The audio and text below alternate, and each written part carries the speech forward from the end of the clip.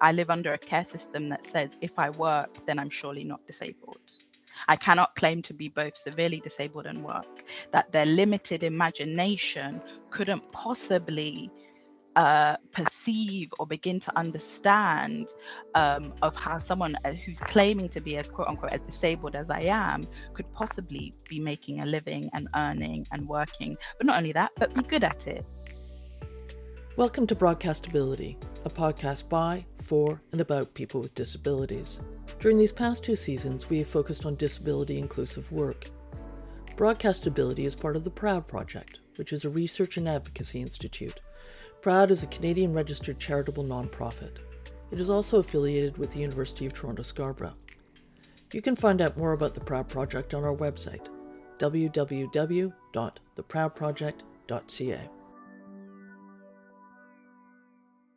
The PROUD Project is based at the University of Toronto Scarborough, which is on the traditional ancestral territories of the Huron-Wendat, the Seneca, and the Mississaugas of the Credit River. Isabelle Avakumovic-Pointon works on the traditional, ancestral, and unceded territories of the Musqueam, Squamish, and Tsleil-Waututh First Nations. We would also like to acknowledge the other Indigenous lands across Turtle Island, where we conduct our research and record this podcast. Hi, I'm Dr. Chloë Atkins, and I'm the lead investigator of the PROUD Project. I'm a political scientist, actually a political and legal theorist, at the University of Toronto, where I do work in health equity, anti-ableism, bioethics, and human rights. As a person with an episodic disability, I also have lived experience with employment and disability. My name is Isabelle Avakumovic-Pointon, and I'm a research assistant for the PROUD Project. I'm also a PhD student at the University of British Columbia, where I research disability history. I identify as a person with invisible disabilities. Welcome to part 2 of Matilda's story. Last episode was part 1, where we met Matilda Feyisayo Ibini, who's a playwright based in London, and we heard about Matilda's own life and career path and how she became a writer. And in this episode, where we talk more about the lessons she learned from her own path and the advice that they have for other disabled individuals who are interested in writing and the arts, advice for the arts and entertainment industry overall and how to become more inclusive, and also advice for government for how their policies can support disabled people and disabled artists. No, what I was just thinking is, I think one of the things that comes across when we talk to her is, she's someone who deals with stories. I mean, narrative is what she's, it's what she's making money off. It's what inspires her. But her own story has given her a sense of wisdom about what she offers in terms of her own experience, to other people, to people, the arts industry itself, like her peers, and people who might be interested in hiring or retaining people like her. But also, she has a view around government policy, because she is in this uncomfortable space of somebody who's needing disability services or benefits while also earning an income in the arts industry. And that is an oddity, and she doesn't want that to be an oddity, but it's an oddity in part not only because we're unfamiliar with it, but because policies make that difficult, right? Yeah, it's not naturally unusual. It's that, the policies we've created make it difficult and hard to do. But I think that's really sort of the strength of what Matilda's talking about, is that we can change what we think of as natural, as normal, right. And by changing that, we can change our policies. And by changing our policies, we can change the lives of people. So I think that really, the power of stories really, really comes out in this episode. Yeah. So let's get to it. Tell us a little bit about how you might advise a youngster, like someone, a teenager, since we're talking about that period of life, who might want to go into the arts, who has a physical disability or even another form of disability, but our studies mainly focus on people with physical disabilities and obvious ones, things that how do you navigate that? I mean, what would you advise them? The biggest kind of catalyst for starting to actually get paid for my writing was when I got an agent. And I know for a fact very few people, disabled or not, writers start their career straight at the bat with an agent. So one of the things I think if you're thinking about getting into this, is finding a way to, one, finding a way of working that works for you, that works around your condition. That's one of the reasons why I'm freelance, I'm self-employed. I work on, though it doesn't necessarily mean I'm financially comfortable every month of the year, but I work on a project to project basis, which means I have the flexibility and the time to also look after my health needs and my care needs whilst working. So I can work around that. Whereas a kind of more structured work, like working in an office or working for the charity, for example, a Monday to Friday job, will leave you with hardly any energy left to do anything. All you'll be doing outside of work is resting, because so much of your energy and time is taken up by working. And so I think there's kind of an awareness that, what are you going to do? How else can you make money in the meantime if the writing isn't making money, or if you're not making money in the field that you want to go into? You're going to have to find a way of making some money, or finding out what type of welfare benefits are you entitled to that may help supplement a lack of an income for a while. And I wish that wasn't the case. I wish I didn't have to say that. I wish I could just say that you study and then you send out work and you have a portfolio of work and you send it to people and they call you in and you get a job and they pay you X amount of salary. Like, I wish I could say that, but that's just not the way the world is. It's not the way this industry works, unfortunately. But I'm also very cautious of also saying that it's not impossible to find a way that works for you, because if I'm honest, the courses, all the courses that I went on, all the degrees that I did, always spoke of a non-disabled, always spoke of a non-disabled way of working and existing in the world. And I have to tell you, I do not live like that. I do not work like that. I can't work like this. Physically not possible for me to work like that. I work in a way that my health is always the priority. My care needs are always met first before my work needs. It has to be that way. It can never be the other way around.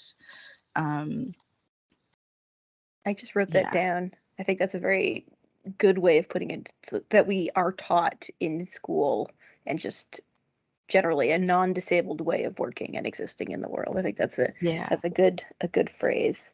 It's not applicable to me. Yeah, and it's not, I agree. And there's sort of things that you're advised, even in as careers and in working conditions, and that just don't work for someone like you or someone like me that gets tired physically.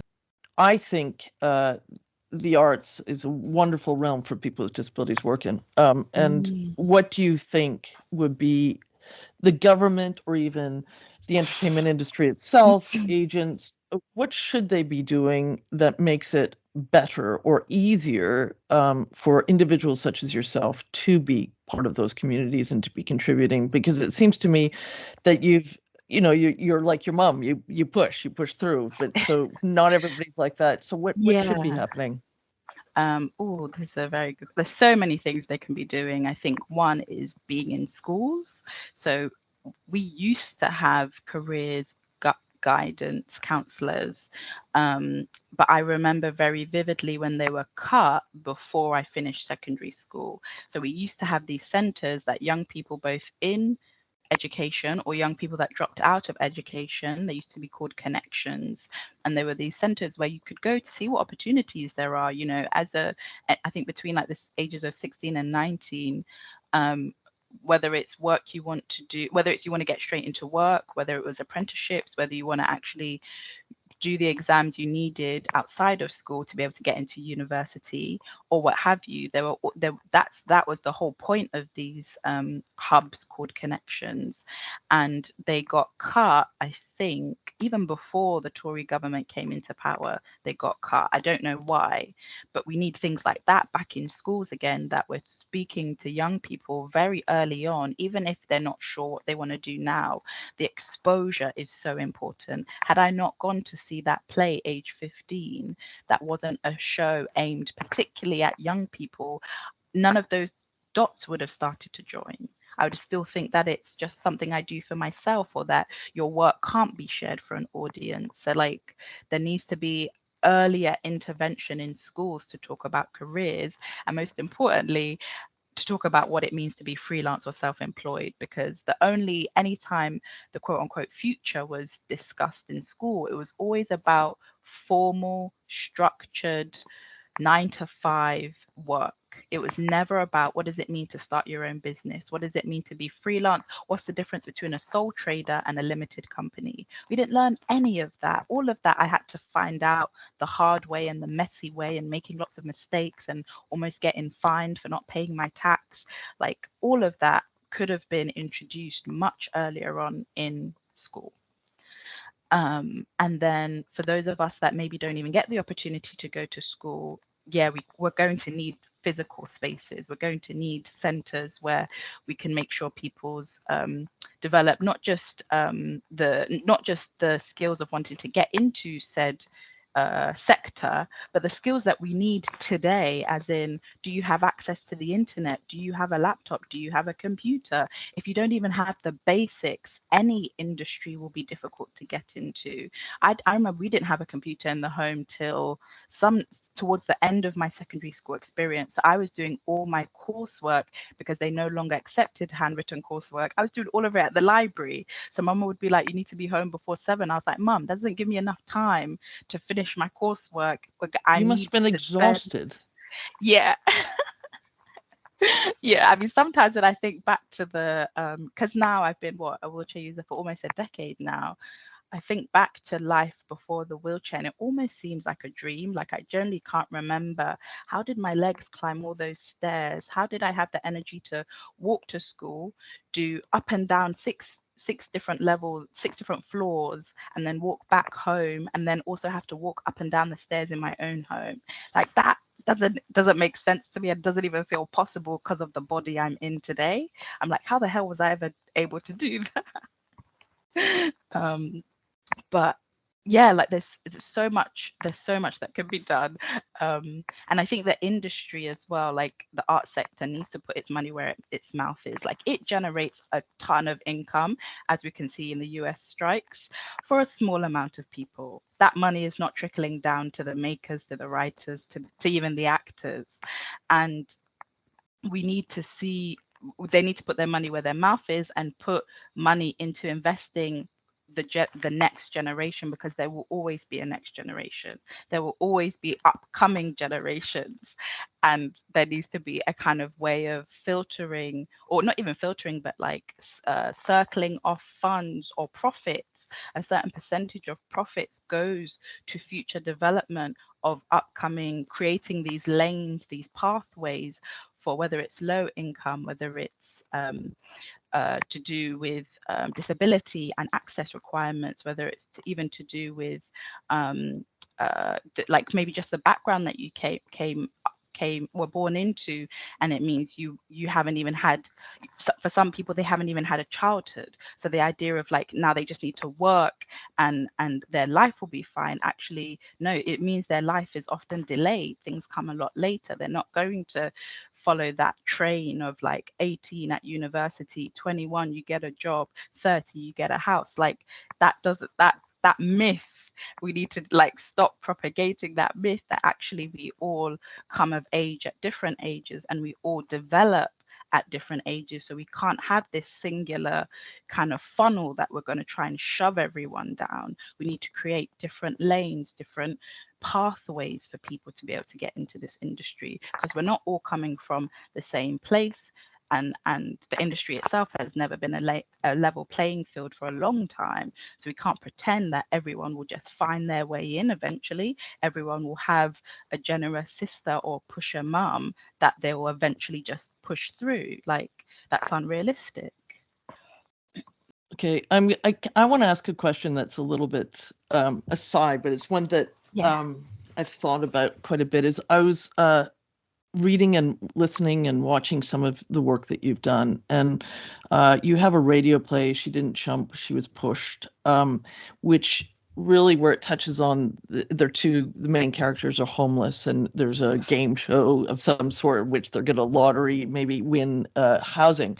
And it really brought home to me one of the things I feel about when I write about disability, or even write autoethnographic sort of material about my own disability, is the line that you walk, the balance you strike when you have a disability, you're queer, you're Black, you're a woman, that there are all these vulnerable identities that can be rolled into one, where I worry about, and I've certainly experienced, where I am an example in which people are voyeuristic. We're all voyeurs. I was chatting to Isabelle before we started about how I think why we get captivated by TikTok and all these reels is we get to stare at someone over and over again if we want, and there's no issue with that. As we look at our little phones and screens, we get a view into someone's life, and we can sort of slack-mouthed and drool if we want, and no one's going to stop us.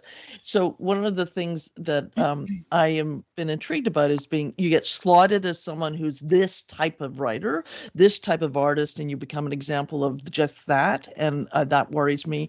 And that maybe you become an entertainment, you produce work that becomes a spectacle as entertainment for others. So I don't know whether I'm being clear, but I'm wondering how you manage that.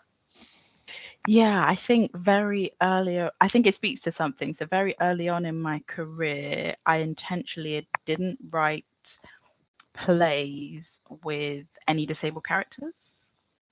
It wasn't until for quite a while, I wasn't writing disabled characters because I think because I was aware or was beginning to develop an awareness of the industry that I was in. I was also very conscious of not wanting to be pigeonholed as the writer that only writes about disability, or even more so, the writer who only writes about their disability. I used to think that was me being aware of the industry or what have you. But I also think some internalized ableism also played into that I perhaps also wasn't ready to address the fact that I have this lifelong condition that is progressing and changing and evolving. And I think it wasn't until I had, again, a lot of therapy before I started writing characters, but I also wrote them in ways that I wanted to see them as well.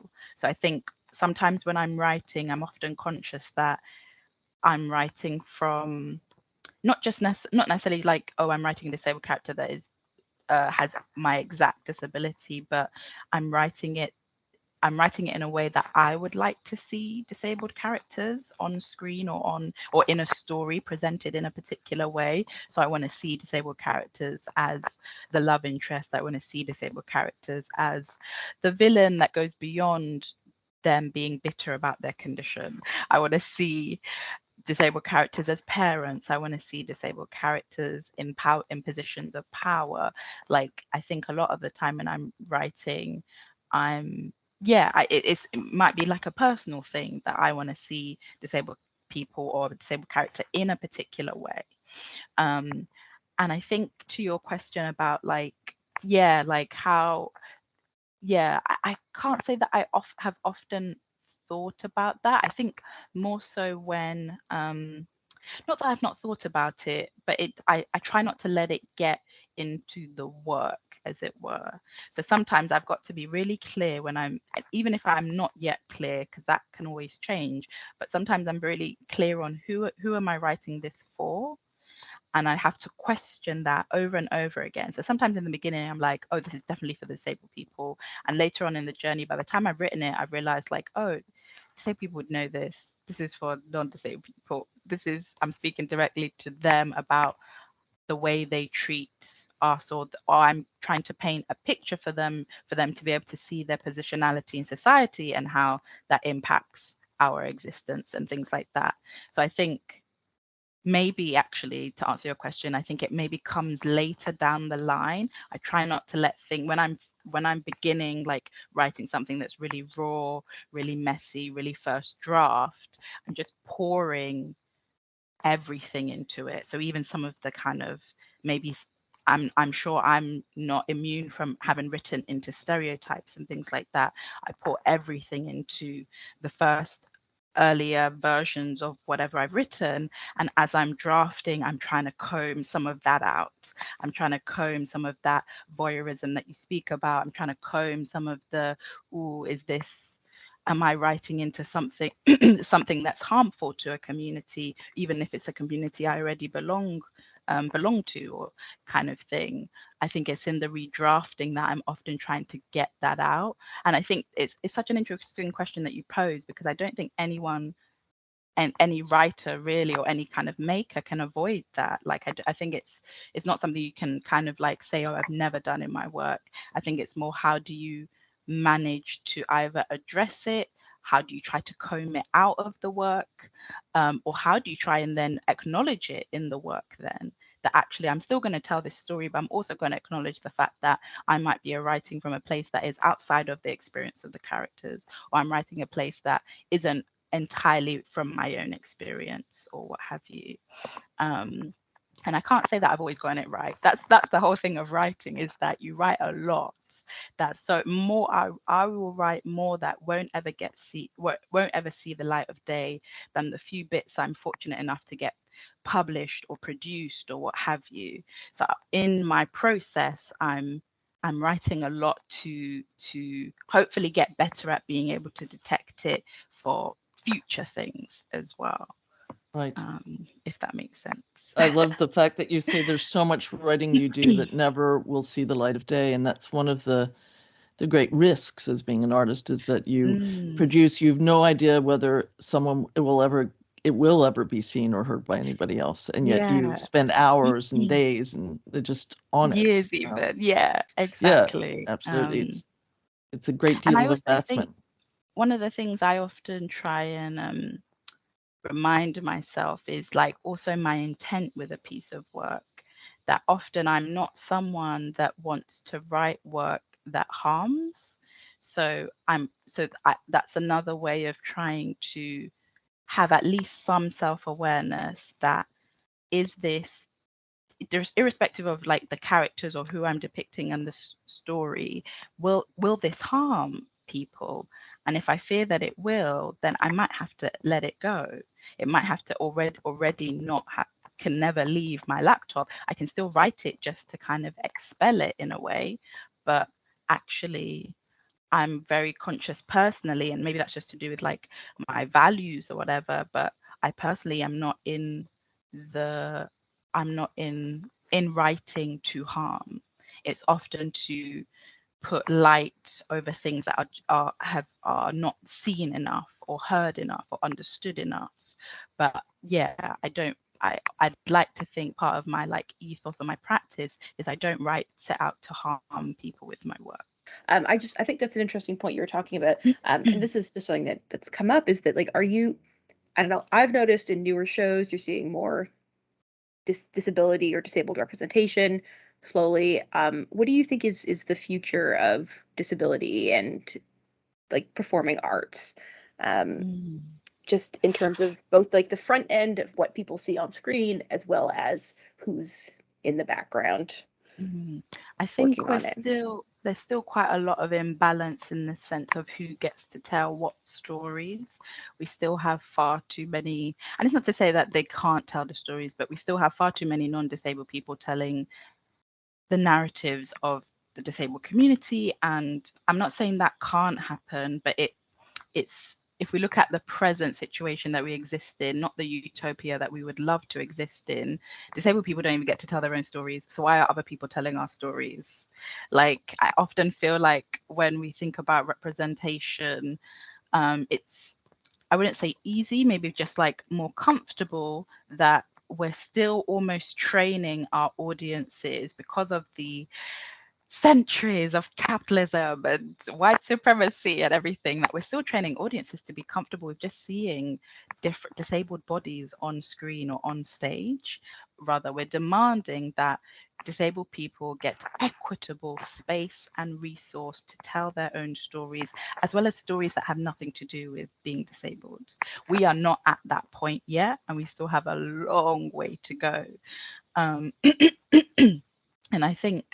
I feel like the back end, I would say, maybe just from my experience, from the people that I've spoken to, I'd say the back end is still very far behind the front end, because it's much not easier, but there are more resources put to get more disabled, deaf, disabled, neurodivergent faces, characters on our screens, on our stages.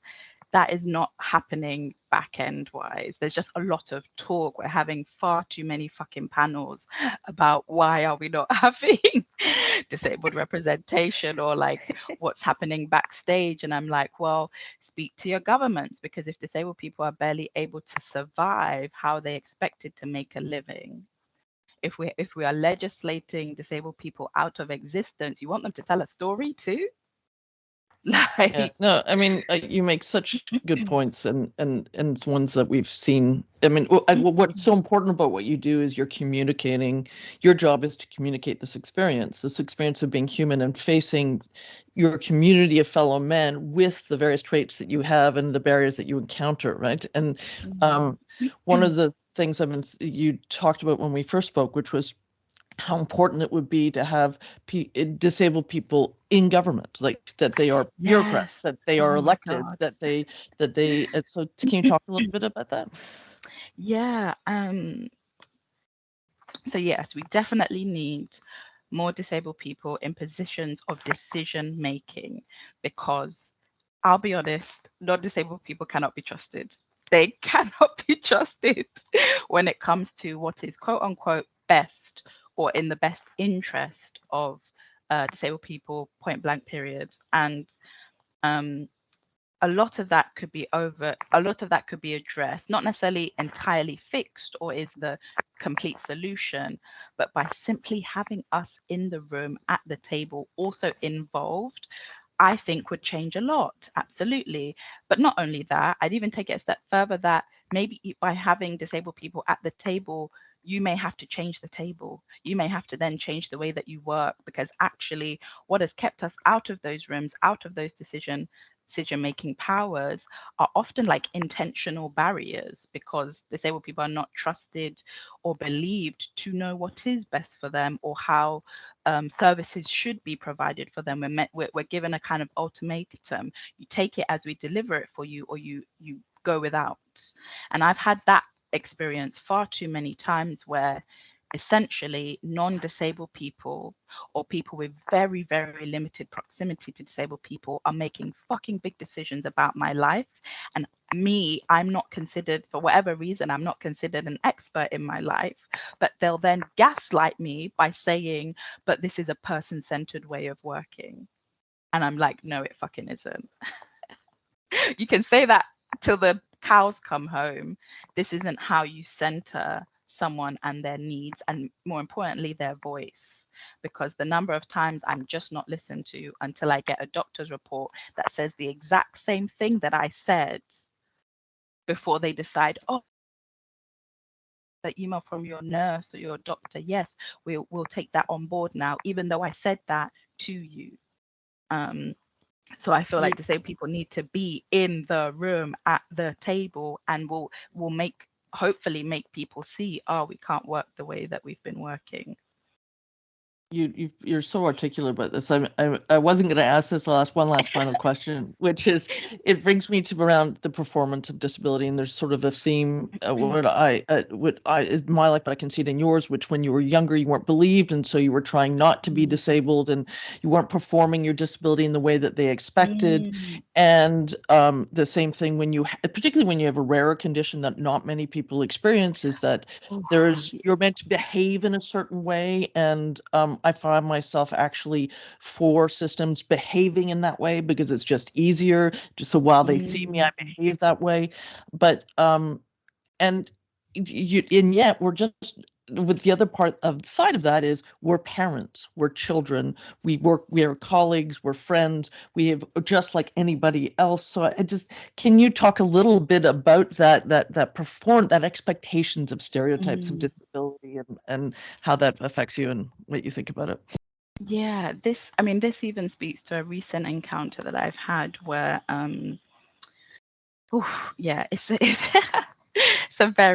it stirs a lot of feelings in me, because I think what I've learned is that I will never perform in the way that they want me to.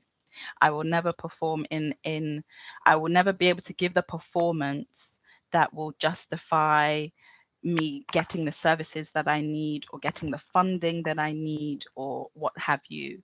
Because the reality is, most of the population has been conditioned to see disability as something very narrow, very small, very rigid, something that doesn't change, something that doesn't evolve, very static.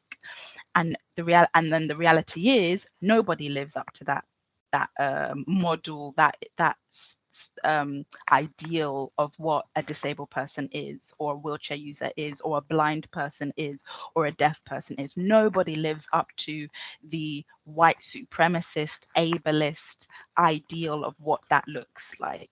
So I've often when I was younger, definitely I had to learn. I was learning, what does that performance look like? What do you want me to do? And I'll do it. That's very easy to get a child to do that. But as an adult, I've just gotten more angry. Is the thing that has happened. I've gotten more angry at the fact that I have a care system. I live under a care system that says if I work, then I'm surely not disabled. I cannot claim to be both severely disabled and work. That their limited imagination couldn't possibly perceive or begin to understand of how someone who's claiming to be as quote unquote as disabled as I am could possibly be making a living and earning and working. But not only that, but be good at it. Like it doesn't register in their mind. The thing I keep bumping up against or getting pushed down against is that, well, if you've gone to university and you've done all of these things, so surely you can't be as disabled as you're claiming, then things must be all right for you. And and all that does is just make me incredibly angry, because I've never been able to quote unquote satisfyingly do the performance that they're looking for, because the performance that they're looking for isn't real. It doesn't exist. It never has. And for a long time, I think it was like impacting my mental health, because you can imagine, right? So it was impacting my mental health that you can imagine as a child who wasn't using any mobility aids. I was being told I was faking it. I get a diagnosis, the condition progresses, and now I'm walking in with a crutch, and they're still telling me, well, you're still doing well because you're still walking, even though it's with a crutch.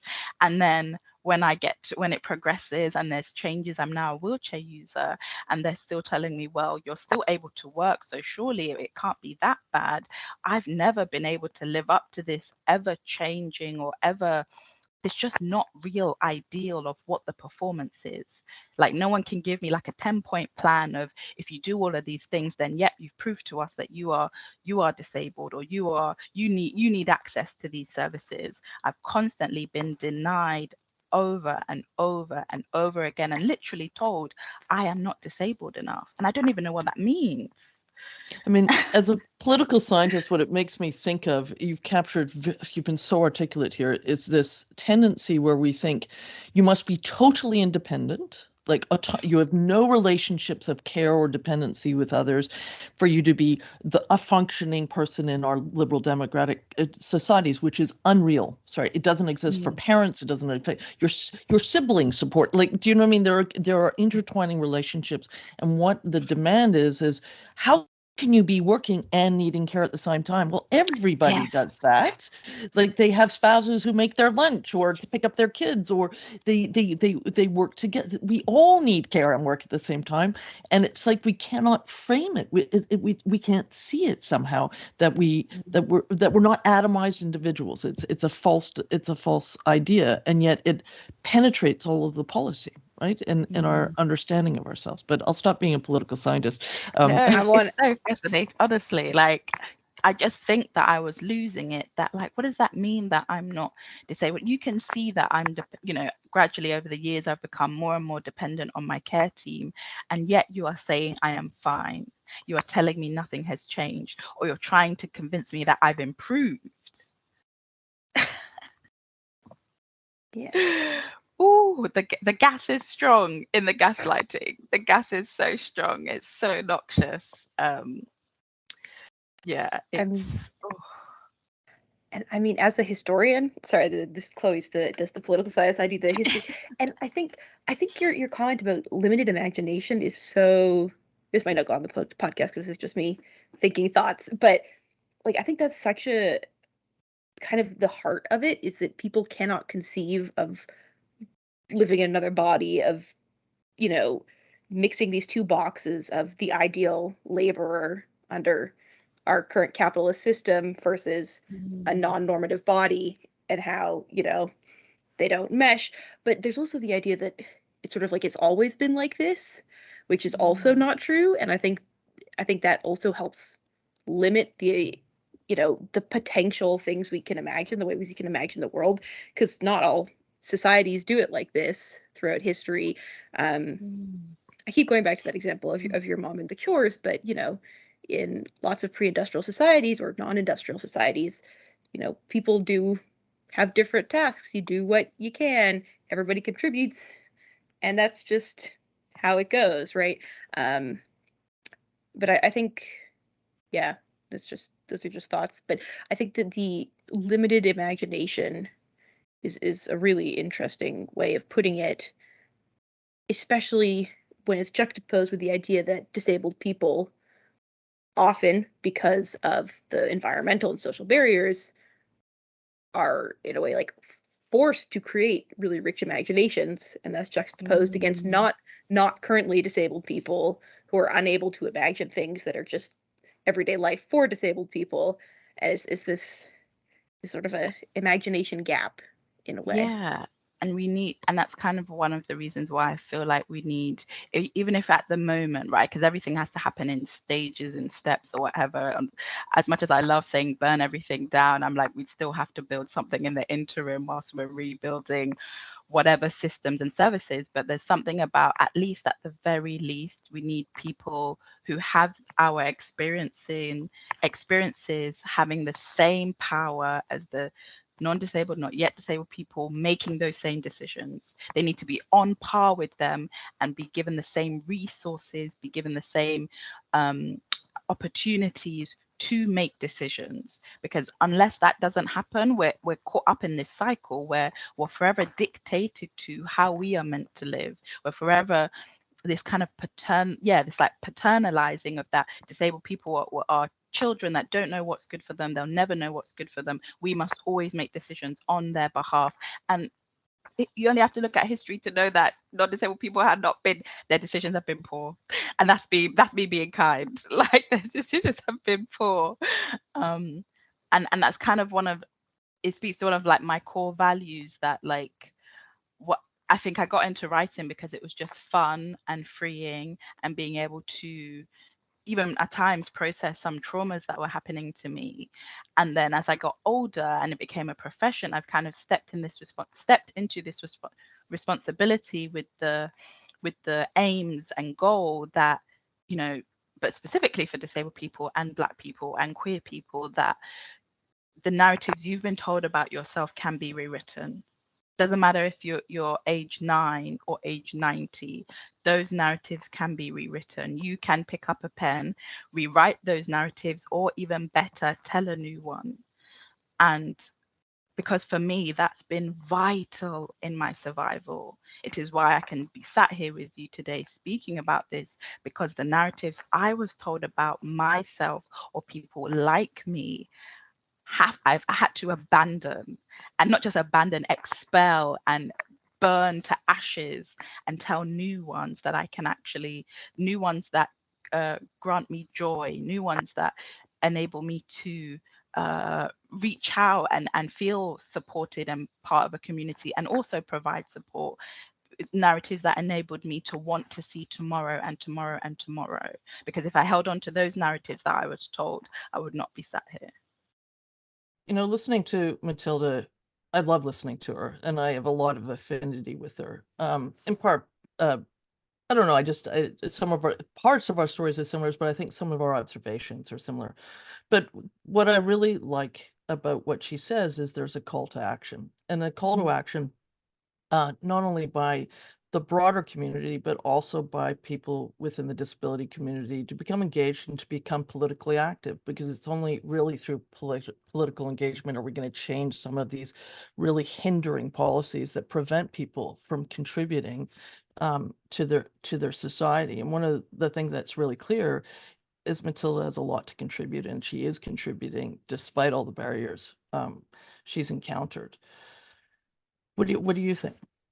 Yeah, I mean, particularly Matilda's emphasis on the need for not just disabled people to consult and to advise, but to be policymakers and decision making and having like the sort of the final say, because often, we have a lot of consultation, a lot of, talking to people, but who actually gets Yeah. to make the decision?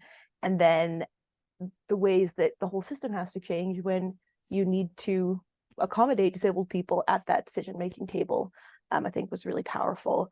I also really was struck by Matilda's discussion of sort of an information gap and a sort of imagination gap, Yeah.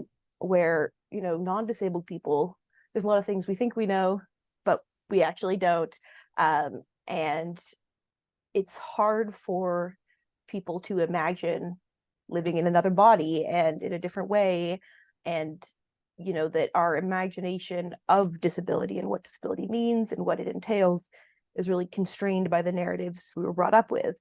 So going back to Matilda's argument that narratives and stories are so important because they help shape what is imaginable for us. Right. I mean, the quote that we have at the beginning that opens up that we've chosen is in part because it really it connected with me. I think it's so true, is that there's a lack of public and social imagination for someone who may need a personal attendant care to come in and help them get out of bed, but it doesn't mean that they can't contribute later in the day and make an income. And why are we missing out?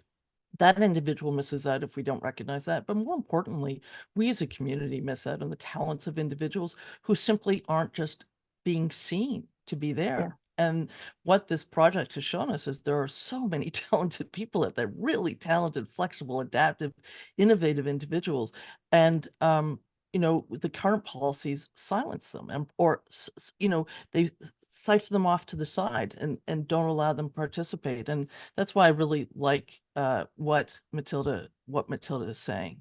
And I'm hoping that will transform, us, not, all of us in thinking about these things. And her stories themselves is, she wants people to recognize that people with disabilities are parents, they're siblings, they're probably bad people, and just the range of humanity.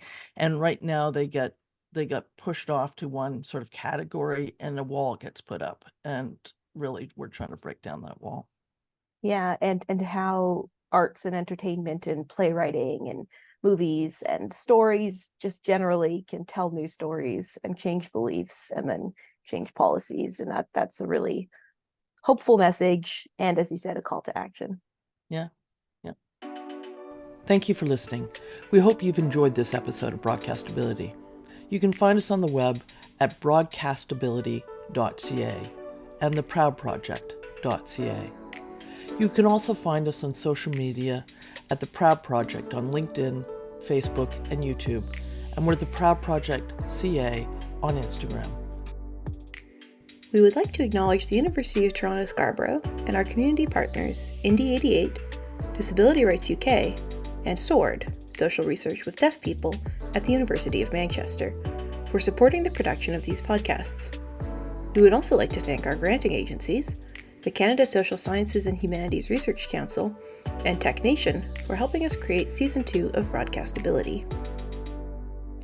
Broadcastability is produced by the Proud Project at Scarborough College at the University of Toronto in partnership with Indie 88, Disability Rights UK, and SORD, Social Research with Deaf People. Season 2 of Broadcastability is hosted by Dr. Chloë Atkins and Isabelle Avakumovic-Pointon. The music in this podcast was composed and produced by Justin Laurie.